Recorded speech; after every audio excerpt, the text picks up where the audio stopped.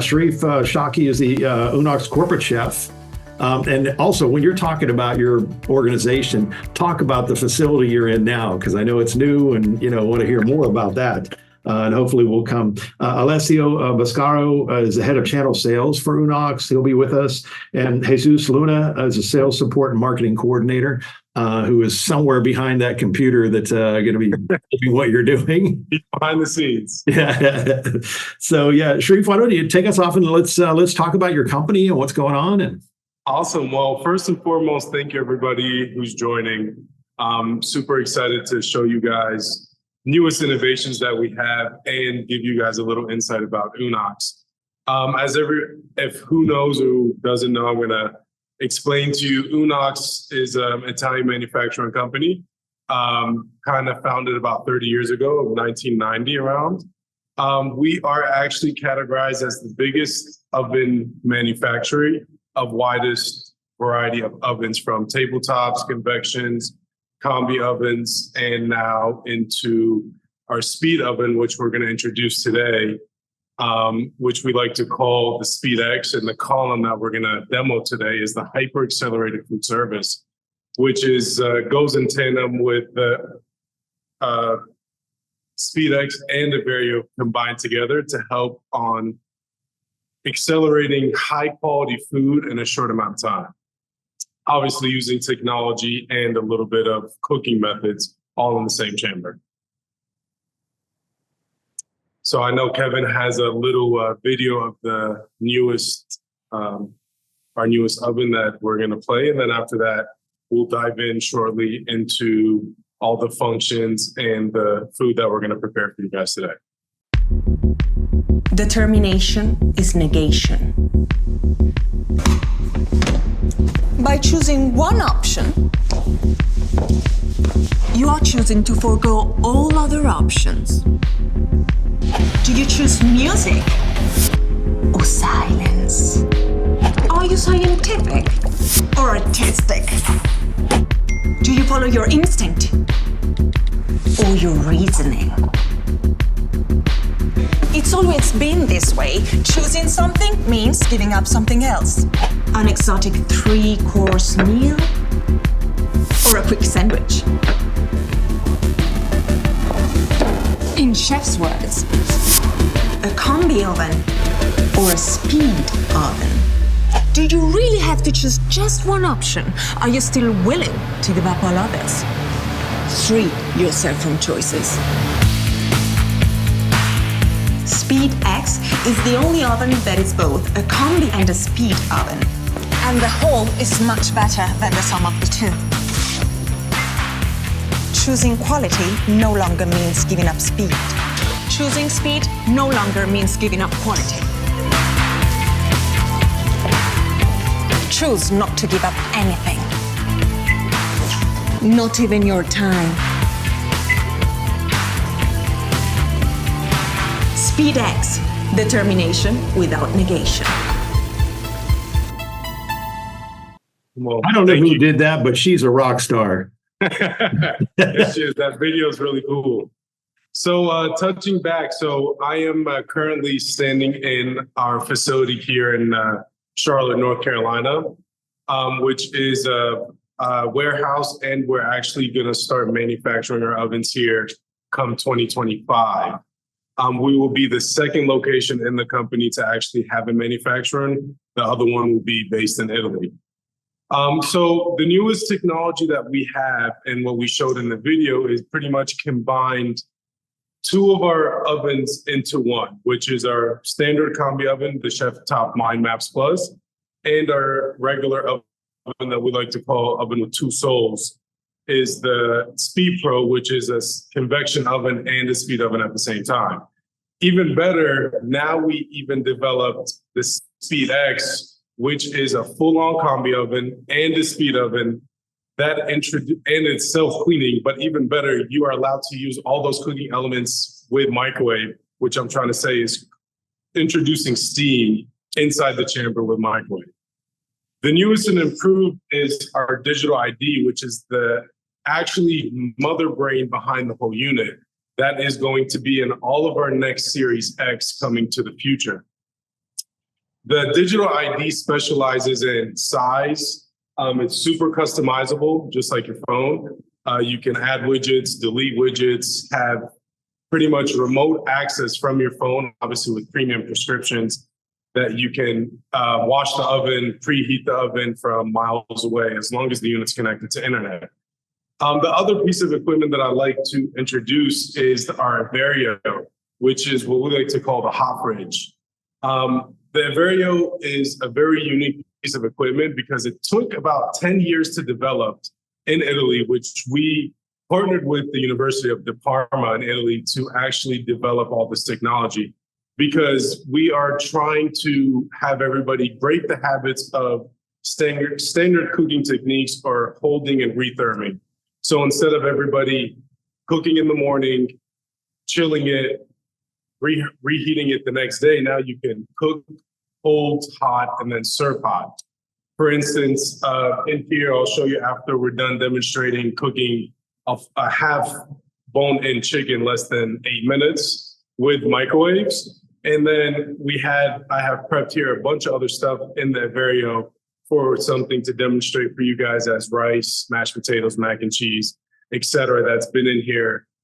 Especially the mac and cheese and the mashed potatoes been in there since this morning to rethermalize from cold, because the unit is HACCP certified internationally. So that actually has the access to help you pasteurize food overnight at a low stable temperature for about 6 hours to kill any bacteria growth or anything to be ready to serve.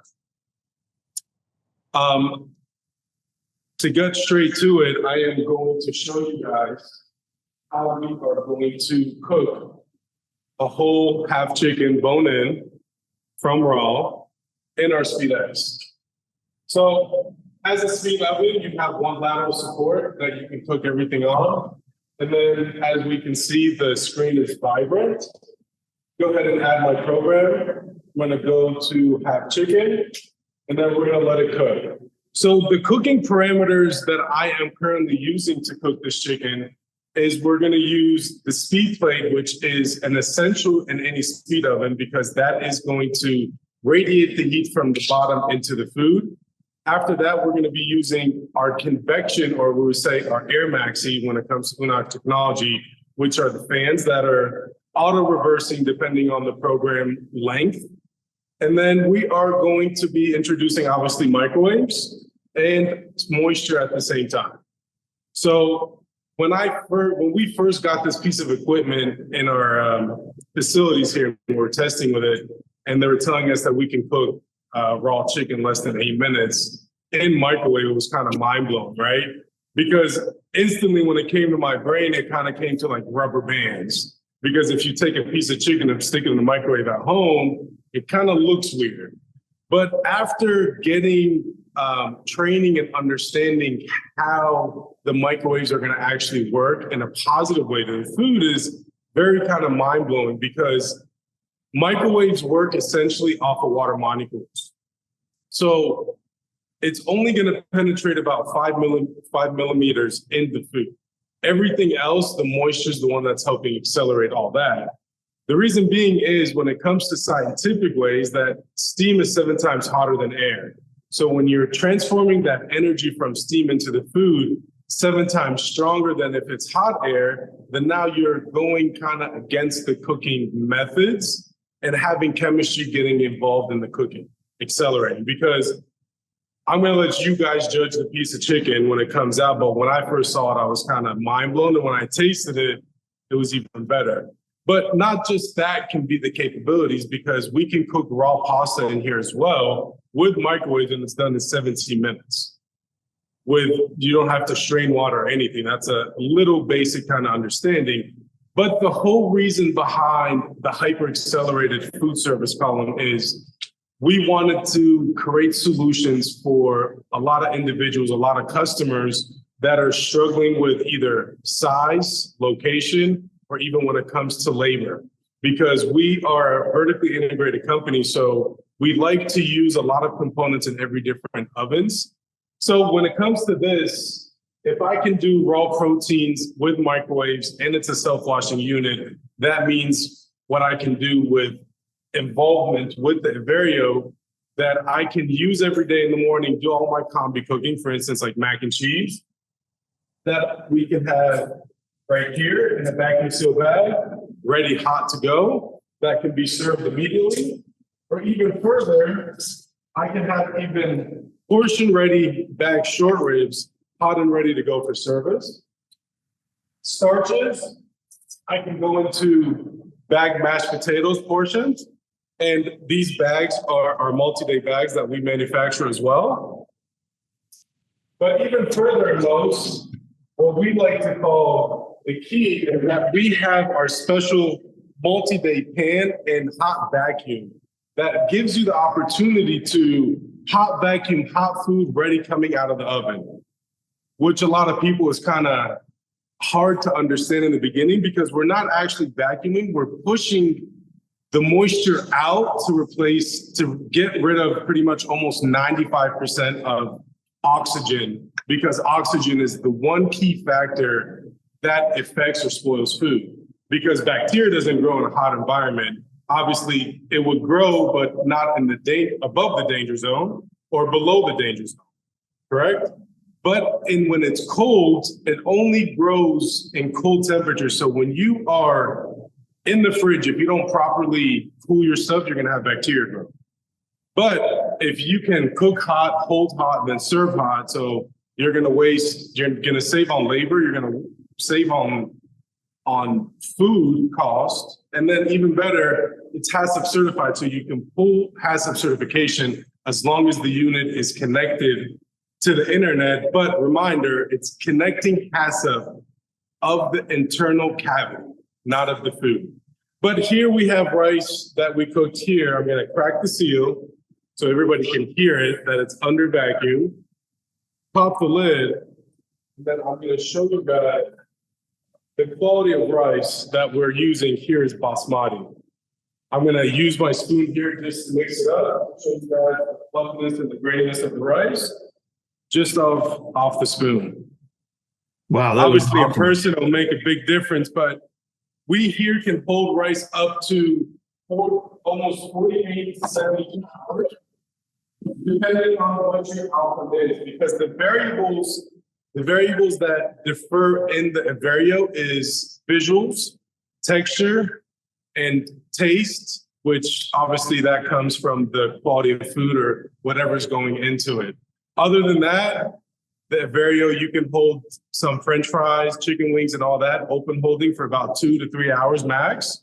And then you can put stuff into vacuum seal bags or boil bags and have them retherm in there as well.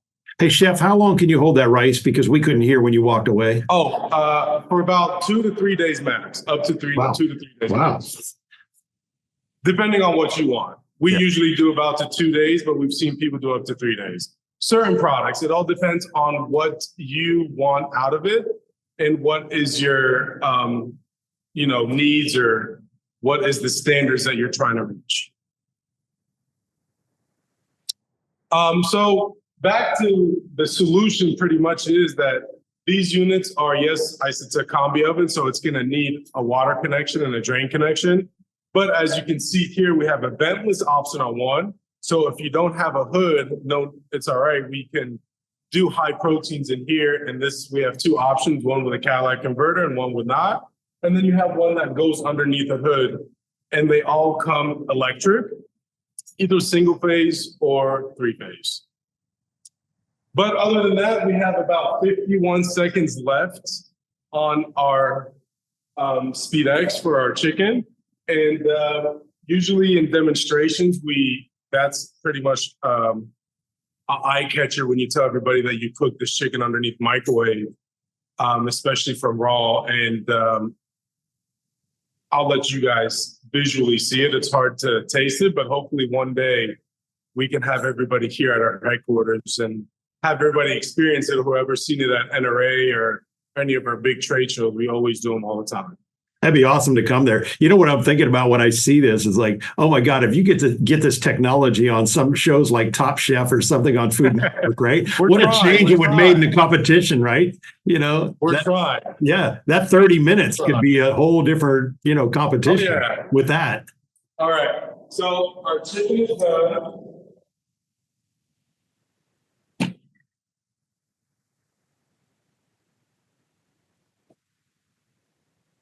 And as you guys can see right here, Wow, it looks amazing. the skin is nice and crispy, nice and bubbly. I like to tell people with this, especially when you're cooking with microwaves, you want to leave it for a couple seconds to let everything set, because like we said, the microwaves cook it from obviously inside out and work on the water molecules. So everything's all excited. But as you guys can see, hopefully here, how crispy that skin is.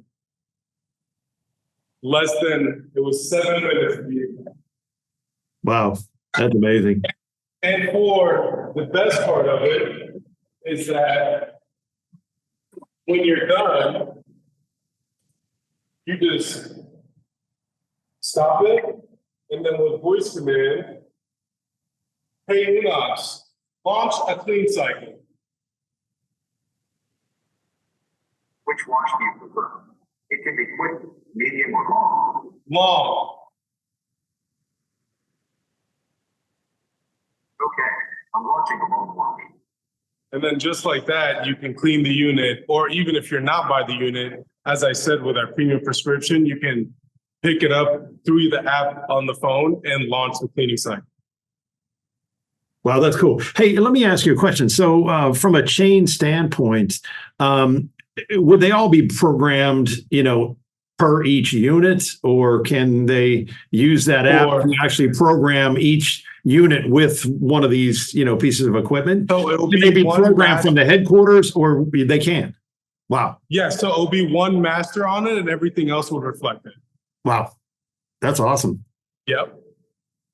Awesome.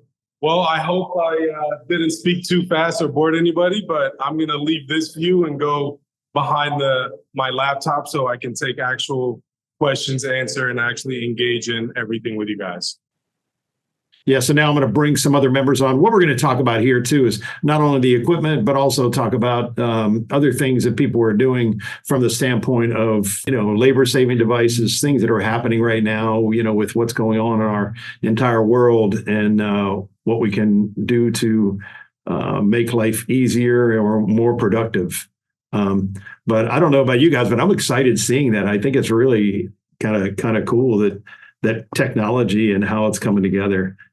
So one thing I'll say, early in my career, I did a lot of things internationally because I worked with the U.S. Culinary Olympic team. And even back then, that many years ago, it was amazing the technology we saw, especially in Europe, compared to what we see, we had seen back then here in the United States. And so it's really nice to see that technology, crossing the pond. And we know we've got, a lot of people working in a lot of different areas to help make our world more efficient from the standpoint of cooking, and especially within the chain environment.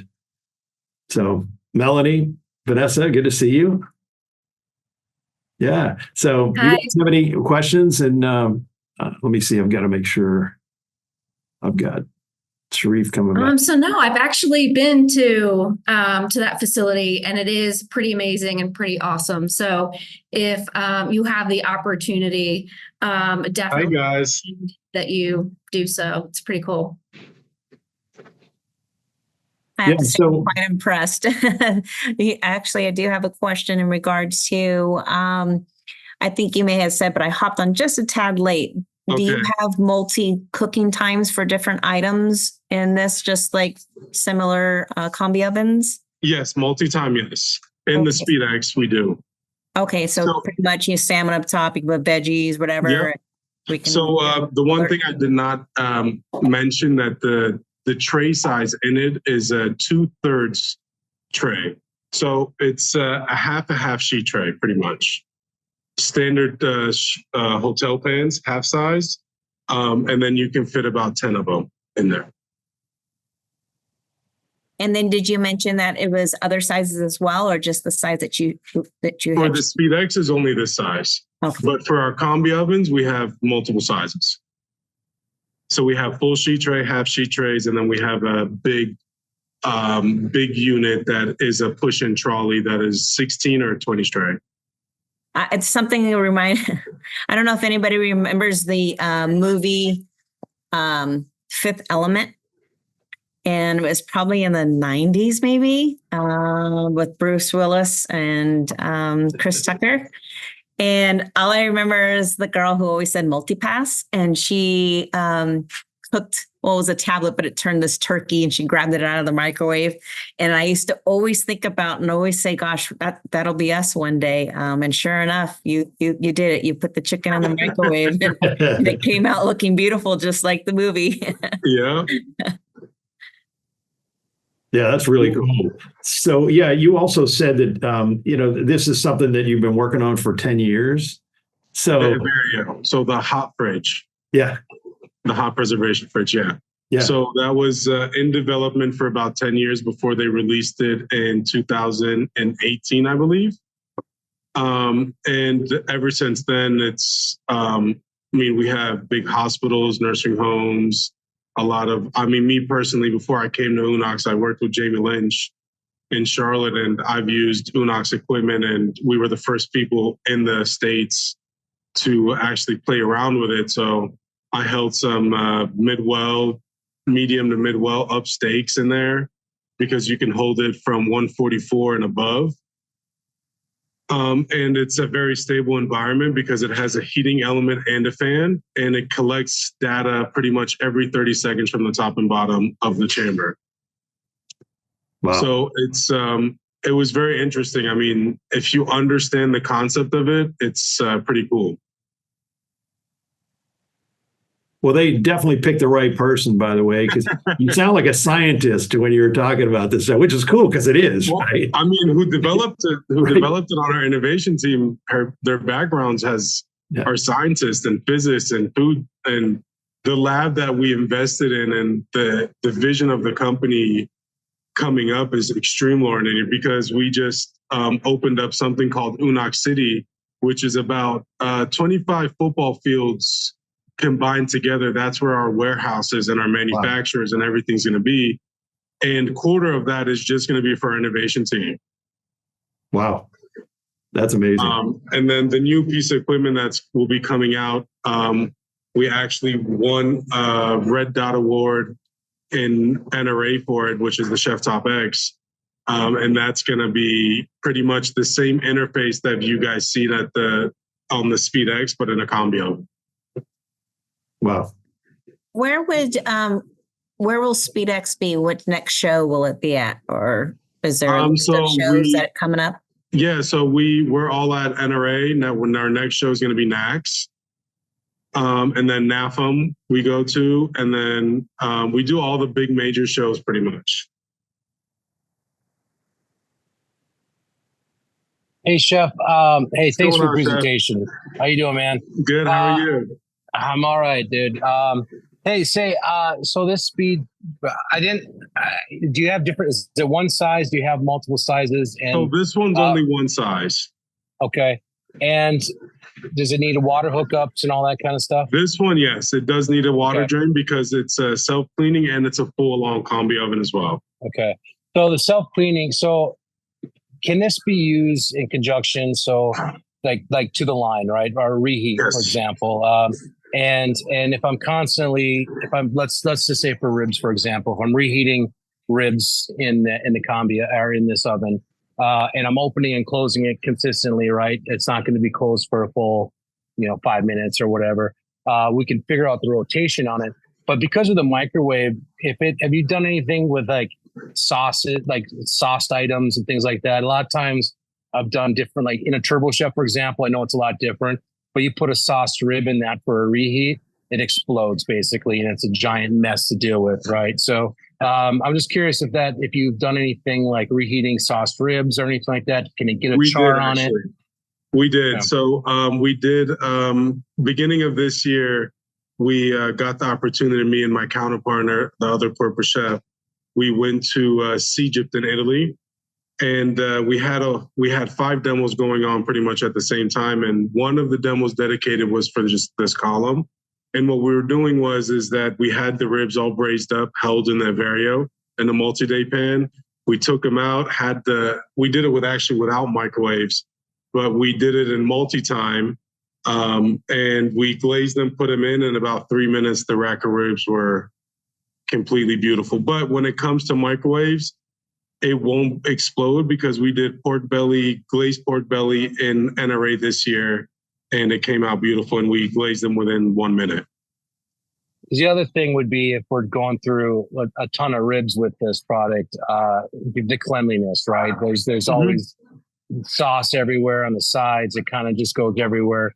But the self-cleaning pretty much, works pretty well. Yep, it does. That's interesting. Is it tabletop? I didn't really notice. It cannot be on a tabletop, but we have it stacked on top of the area, or it can come stacked on a stand. Right on. Yeah. All right. And if you need any more extra information, I can have one of the key accounts reach out to you, Josh, for sure. Okay. Yeah, it's tough bringing in a really expensive, nice, brand new shiny toy, right? Especially with multiple locations. And something like this, you'd almost have to rewrite your entire recipe book, right? To work with something this unique. It's fantastic. It's really cool. But as far as reheating to the line on certain things, it could make sense. I don't know at what that dollar level is for us to make that call, but that's not on me. But it'd be interesting to see a demo, or it'd be interesting to 100%. get you up at one of these shows and pick your brain a little bit more. Yep, I'll have someone reach out to you by tomorrow and reconnect with you to get you a demo in front of this. Right on. Cool. Yes, sir. Hey, thanks, Jeff. Of course, Jeff. And I have a quick question. What about recovery time? As we were saying, opening, closing doors, what is the recovery time? With recovering time here, with the small cavity, it has two spans on top of each other, and it ramps up speed very, very fast. That's why especially in speed mode, that's why you have the heat plate underneath it to help elevate the speed. But it's a slam to shut door, so there's no lack of closing the door because you don't need to lock anything. And we have all the technologies in there, especially it's called adaptive cooking, that it will realize if the temperature of the cavity is too low, it would automatically add appropriate time to make sure that product is guaranteed to come out to what you tested. Yeah. Also, like with everybody else that's on too, and even, Chef Sharif too, it's like, one of the things that, again, we kind of embraced or talked about when we started this too, is like, looking at labor savings, and what can happen. Obviously a piece of equipment like this, it really helps big time to, to monitor what's happening in the kitchen and being able to have, especially the exacting controls. But, Vanessa, Karen, Luis, Josh, you guys, what are some other things you guys are doing in the area of, trying to find ways to save labor in the kitchen? Can you talk to that at all? I guess I'll start. Obviously, with still the problems with labor for us, how do we cut our prep time down? We're looking at sliced vegetables now coming in, can we use it quick enough? So we're getting away from having to bake off, or roasting things off in the oven. And so we're trying to just cut things back by how can we get product in that's a little bit more streamlined. I'm sure many are on that same page. Sometimes it's worth the extra cost of the product because, we don't have the people to come in and do the prep. So that's kind of what we're looking at. Yeah, we're constantly asked by operations to say, how can you find us a product that'll streamline stuff? Even, a simple pizza sauce that we add garlic to. All right, can we get it already at garlic in it? I want consistency, and I don't have people that can do this because we still make our dough in-house every day, and we'd rather put the energy behind making fresh dough and shredding our cheese. But even our operators are saying, do we have to use whole milk mozzarella block cheese? Can't we have somebody shred it? Our answer is always like, no, we don't want the cellulose. We don't, want any of that in there. So we say no, but we get the question all the time. Hey, Karen, I'll just throw in here, and then we can talk, offline about this too. But some of the other people that were on our tour that we just did in Wisconsin, It was pretty amazing. We went to a place called Pine Valley, and they're known for the spreads, cheese spreads, right? And these guys are like the biggest, and they're doing it for a lot of the products that you're seeing on the market, Belgioso and other things, that they're actually doing it for them as well. But it was really pretty amazing. And we were kind of in a brainstorming session. I know that Quinn's on and a couple of Alex is on as well. They were there, and we were just throwing ideas back at them. They're kind of new to food service. They've been doing mostly retail. But what was really amazing, the first thing that came up was it's like, oh my God, this is awesome for pizza, especially white pizzas. I mean, they had these spreads that were just, there were truffle. They had all different kinds of things. It was just amazing, and affordably priced, if you will, for something that is so easy to work with and throw down. So, I know that and a lot of our food sponsors too are all working in areas to come up with products that, can do what you're looking for, deliver flavor, deliver it without the extra added labor cost, per unit, and that kind of thing. And I guess that's what I'm looking for here in our conversation is, what are those things that can be done to really find a way to, to give, a great product to the customer base, but do it at a price point, so you can keep the price point from increasing and keep it where it is at least.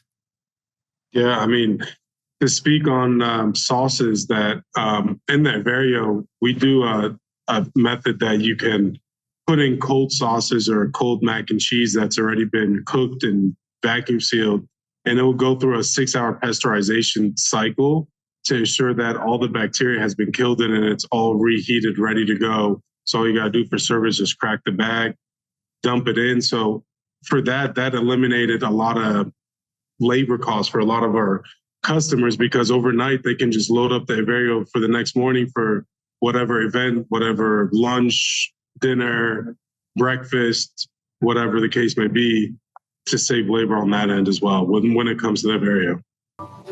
And, one of the things I do is a lot of the speed scratch, where we bring something from, halfway done, and then we add things in-house or other ingredients to make them better. So that way I don't have to spend all the time making things from scratch.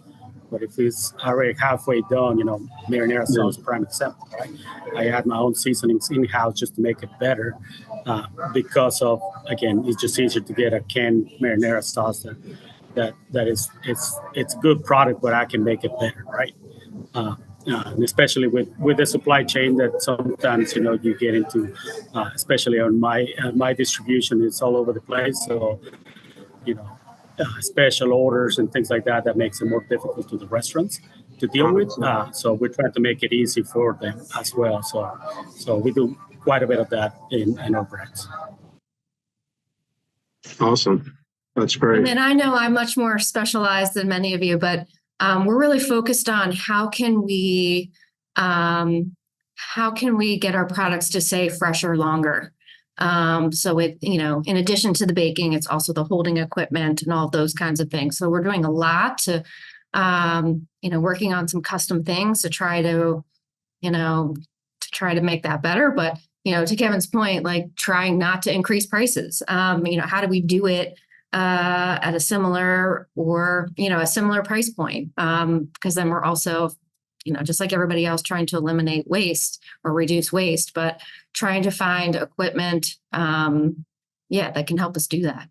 Yeah, well, I think we can hold some cookies in our Vario as well, for sure. we can maybe revisit some of that. Let's do it. I'm with it. Awesome. I would say that, pre-COVID, I did a bunch of work with one of your competitors. And the idea was to, going from 3 ovens to 1 because my cook time was cut in half, right? Okay. So imagine that now where, for my, and I'm just throwing this out, but for a mushroom recipe I have is roasting for 45 minutes when easily it can be done in 20, right? Yep. As the old conventional ovens, they're old, right? They're not as powerful as what you have now. So there's a labor savings on that. And, like I said, we walked away because of COVID and everything and just haven't revisited that. But yes, I literally could have cut my like prep time in half because everything I do in the house. Yeah.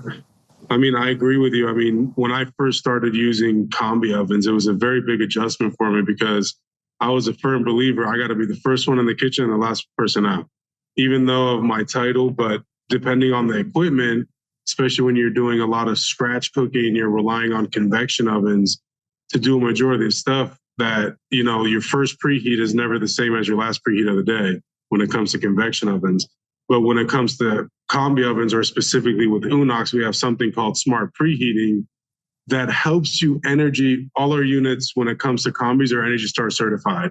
So we like to save on energy and to save on consumption of the oven, because with our smart preheating, we don't just preheat the cavity, we preheat all the stainless steel and the fan guards and the fans to help retain that heat inside the cooking unit. And the unit is triple insulated to help hold in all that heat inside. So, I mean, I don't know, Chef Luis, right? Yes. I can get your information from Kevin and have someone most definitely reach out to you and see if we can go over there for a demo or invite you over here as well. We have a big variety of ovens too, not just the speed oven. We have combi ovens as well. Yeah, definitely. Please do. Awesome. Sounds great. Is there any other things we want to talk about as far as, equipment and or, labor savings or things that are going on?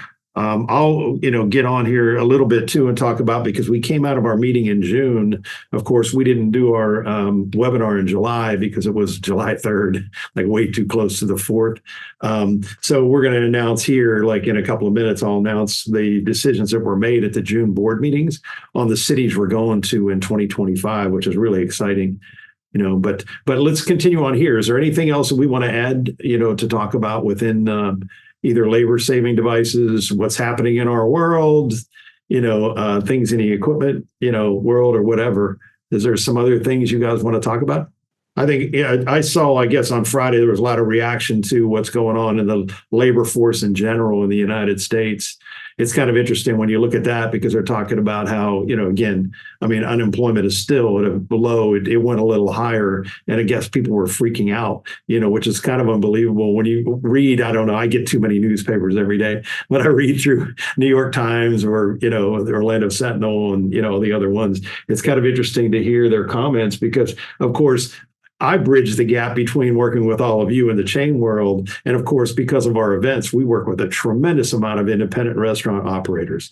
And they are still begging for staff. I mean, they're just like dying to get people to come work for them or to get them to even show up to appointments. There's so many friends I have in the industry or people that we work with a lot, are just so frustrated. They'll have, afternoon appointments for 3 or 4 people, and they're lucky if one shows up. And I don't know if they're using that just to get unemployment or what's going on. I know most of you, our members aren't really dealing with that on the locations, that you guys represent. But it's kind of, again, that's why part of this theme is to talk about labor, because it's such an important issue. And, I think things will all work out on one of those positive people that it all, comes around. But it's not been easy. Yeah, we get happy when people show up. It's certainly real for us in the cookie world. I don't know. It's certainly a component of the P&L that's gone up several percentage points in the last 5 years. And depending on where you are with minimum wage going up and things like that, that's making it harder and harder to operate without raising prices really high. And you just hope that you can, when you pay somebody $20 an hour, that you're able to choose the right people. Our franchisee owners are still fighting a lot of that battle, but I think it's real out there for them. Well, Karin, it's interesting where you are too, because you're based out of Seattle. I know you're really closer to Portland, but where you guys are based, but you're, the Washington State's one of the tougher ones, isn't it? Oh, I think we have, except for what California just passed. I think Washington State's got the highest minimum wage in the country. Yeah. Oregon's not far behind. And then, of course, California just passed California, right? Yeah. They're the highest now if you're in quick serve. But yeah, I think we're at 16.24 or 16.74 minimum wage right now. And when's it going to 20? It's in Washington. Isn't it planned already to hit 20 at some point? It will. It goes up by cost of living. Some multiple of cost of living every year, which is it has been like 50 cents a year lately. So it'll hit 20 eventually, but I don't know that they've got a law like California just passed. Well, Keith Burnell just raised his hands. I'm going to bring him on because I know he can talk to this as well because they're based. Yeah, he's up in Seattle. He's probably fighting. I know Seattle proper is even higher than the state of Washington. And he's in Seattle. I'm a few hours away, but it's Washington State's a tough place. Yeah. Keith, for us, where we're seeing like in King County is over 20. And so we have seen that hit certain counties of Washington State. But what happens is when you get into like Pierce County, which is Tacoma, and King County, what happens is, one line delineates how much you get. And all of a sudden it puts pressure on the next jurisdiction to want to have to raise their rates, because then everyone just goes literally 2 miles and gets a brand new job until you pay them more. So then you end up paying people at the other job even more, just to keep them and retain them. And I would echo what everyone has said here, and the beauty of having, Unox and the ability to have cooking like this for the consistency, the 20 to 30% efficiency you pick up in time, having confidence that you can walk away from it. And I have to keep opening an oven door to make sure that whether something's roasted or something's holding or something's steaming or something's baking, that you're going to get a consistent product. What we're seeing is what we paid people 5-6 years ago, maybe 14, I'll just say $15 an hour.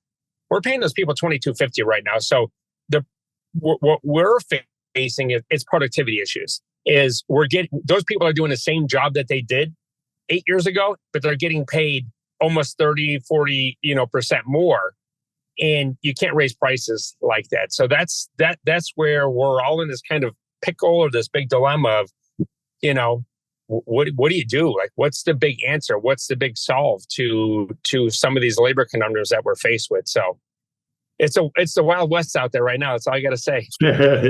What's interesting, Keith, and you were there, I think some of your others, Karin, you might have been there too, but I'll never forget Tom Douglas when we were in Seattle for one of our ICCA summits, bringing this up on our stage. Actually, he was one of the first people to actually push for this movement forward, and was kind of surprised. That was like probably almost 15 years ago, right? Yeah, I think so.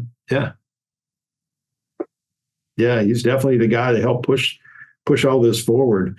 But yeah, so it's interesting. Yeah. Go ahead, Keith. Yeah, and I said that's the hard part, right? So it's what we call fair living wages. I have baristas making $54,000 a year. I got line cooks making $57,000 a year, because of the fair living kind of push that was kind of driven on everybody. And I'm sorry, when you're 21 years old and you're making $54,000 a year, pulling shots of espresso and putting a little bit of foam on top, I mean, I'm sorry. Yeah. All of the restaurant jobs are supposed to be stepping stones into another industry, or to supplement your income, or to support you while you're through college. And if you did become a lifer in the restaurant, like we all have here, is we found ways to become a sous chef, an assistant manager, and move down to the levels of the organization that we're all in right now. But now everyone thinks that they should be making what the president makes because they work for the same company now. It's crazy. Mm-hmm. Yeah, just think if you start out at $57,000 as a barista, and you get I would never leave a that general job. Manager, right? What do they think they're going to make? Then you have compression issues, because an assistant manager's job is at 58 to 60, and they don't want that job because all of a sudden now they really have to work and manage people.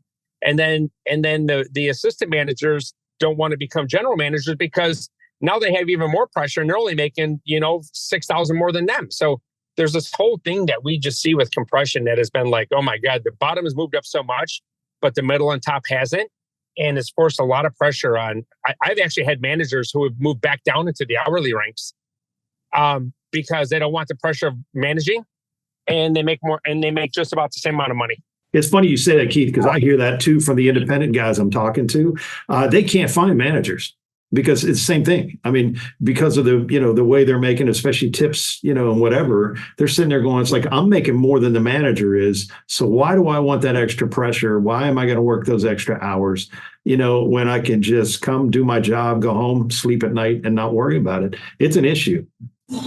Yeah, that's kind of what we see here too. The managers stepping down, or even managers that they go through training and a couple of weeks into it, they just never show up again. So it's not just team members; it's just managers that they want to be managers, so they are managers, and they're leaving. I would say Jeff Ruby's a prime steakhouse here in Nashville. I was talking to some of the servers when I was there last time, and some of the guys there, they were director of operations of other chains that say, I work here 4 days a week and I make more than I did being responsible for, 10, 15 restaurants and working 7 days a week. So you do see that. Yeah, it's interesting. This is funny. So again, we're out all the time. I mean, just going to research the events, coming up for next year or whatever it might be. And so you'll get some of these, senior servers that have been there for a long time, right? And they're bitching about these young managers that work there, and you kind of want to say to them, it's like, well, you don't want to do the job, right? Nobody wants the job. So who's going to take it? The younger guy who's going, man, I want to get in the business. And if I can make 50 grand a year or whatever, and be a manager, that I'm going to do that, and again, they don't have the experience that the senior people. So it's this conundrum, right, that's happening within the industry, which is really kind of tough. So I don't know what the answer is for it, but. Well, the answer is why we did this whole programming today, is to understand technology and how it makes that burden of labor and predictability a little bit easier for us. And especially as you're running, multi-unit chains and you're looking for consistency and you need to know holding times and you need quality and how you manage those products become even more critical. In the restaurant world, we're going to be like Europe one day, Kevin, is if you do own a restaurant, you own a restaurant that has 40, 50 seats and, you basically, you are the labor, you are the profitability, and, you have a few people that work for you. Or you're a major company who can afford and invest in, the structure and complexities that we're all faced with today. Today was good. It's good to see the progress being made on the equipment manufacturing side. Yeah, it really is. And like I said, from my standpoint, following this for so many years, there's been technologies that have been out there that took a long time to get, across the pond to us here. And I think that's one thing that's probably happened more so in the last decade, or at least the last 5 years, is the time from, conception of something in Europe that's, very advanced to then hitting us in this country has been shortened big time. And I think that's probably one of the best things, in my opinion, about the global economy that we have, is that, technology, the sharing of technology or introducing of technology across the globe happens a lot faster. That's cool. Yep. I just wanted to thank everybody very much for the time and efforts. Hopefully I'll see you guys at the GCIA soon. And hopefully we can give you guys a little demonstration there, or a little presentation I can speak upon and questions like that. Very cool. And you need to help us work on the board members, to get us to come to Charlotte at some point in the future, because I'm excited about getting back there. Yeah. Yeah, we'll get Alessio and Jesus on that. Yes.